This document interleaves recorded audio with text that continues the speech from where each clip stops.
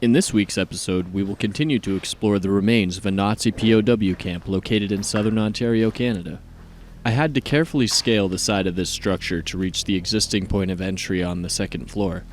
Luke decided to stay outside to keep watch as he isn't a ninja like I am, according to him.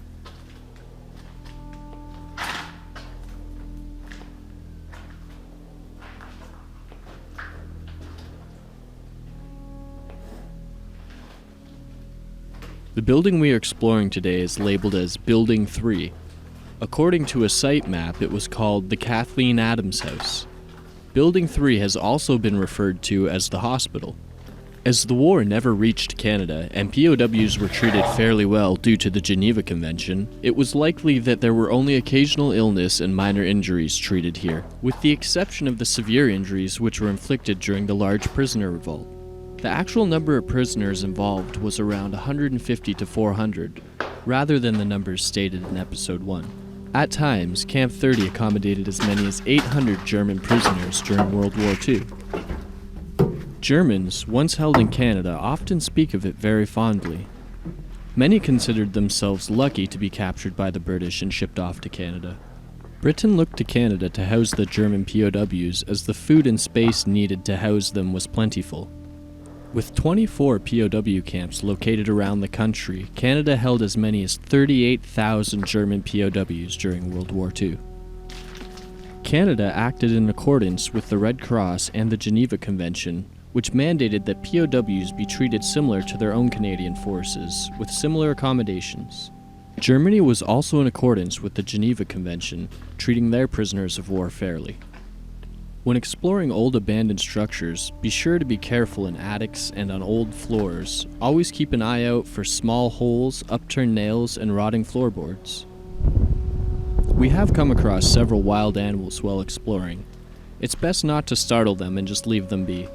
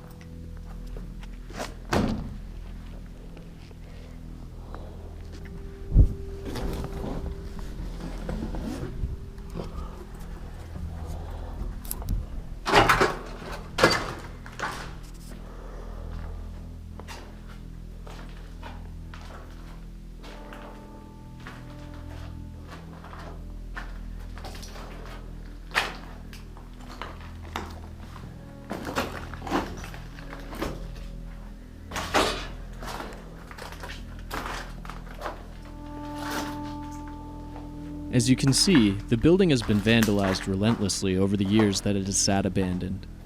Authorities continue to board up and barricade the property. However, it appears as though the relentless vandals, explorers, teens, and scrappers can get through just about anything. Very little is left of the interior decor, with the exception of the peeling paint, old tiles, and some wallpaper.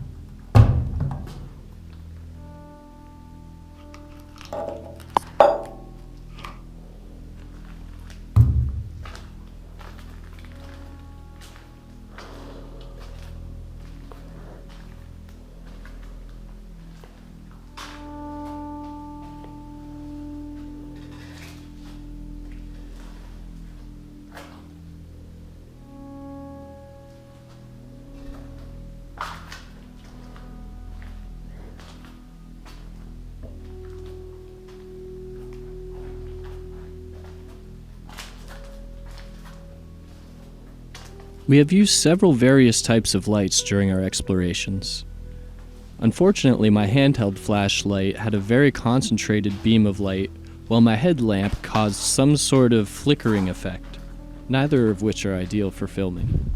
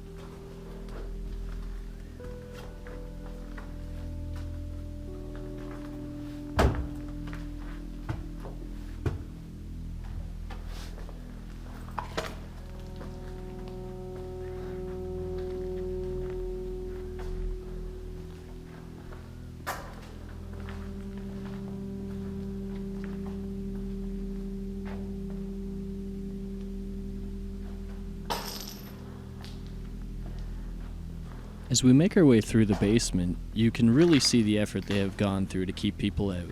They have piled huge rocks into all of the basement window wells. Like the rest of the structure, the basement was heavily deteriorated.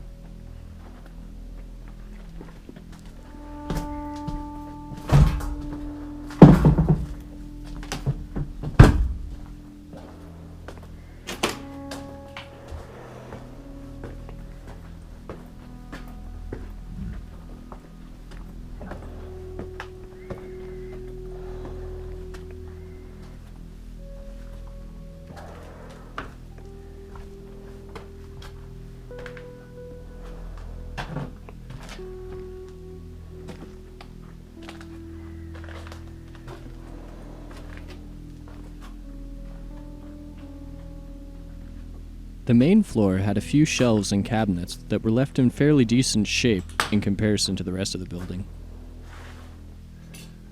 I really like this room with the fireplace and bookshelves. You can almost see somebody settling into a book in front of shelves full of literature.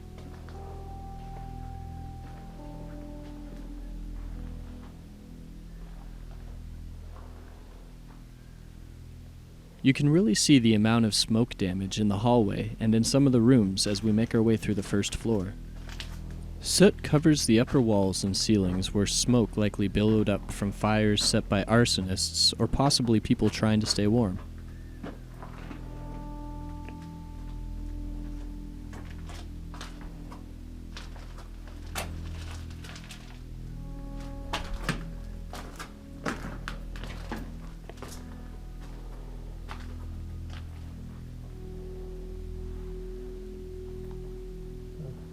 No carpet. Soft.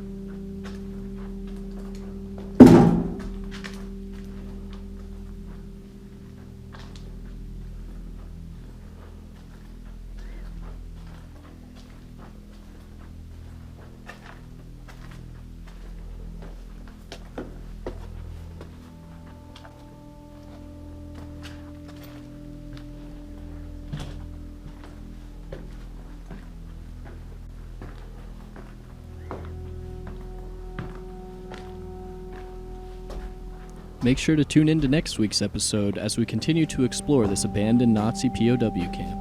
If you enjoyed what you saw, consider giving the video a like, and subscribe for future releases.